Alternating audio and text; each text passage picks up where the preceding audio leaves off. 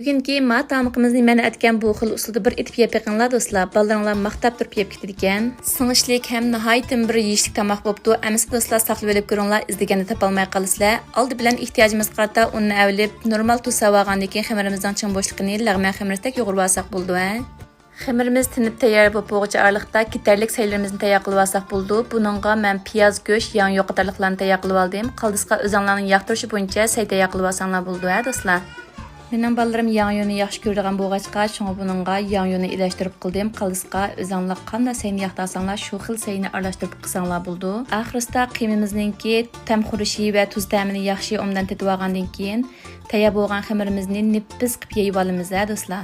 Men bu xamirni bekli qattiq yo'g'irib etib ekanman, yeyishim shunchalik bek ta'sir tushdi, lekin bek chiroyli yeyildi, do'stlar. Biz qilib yeyib olgan xamirimizning ustiga tayyor qilib olgan xam qaymoq va yoki sariq may bo'lsin bo'ldi. Amal bor xam qaymoq qilsanglar ta'm bek payzi chiqdi, do'stlar.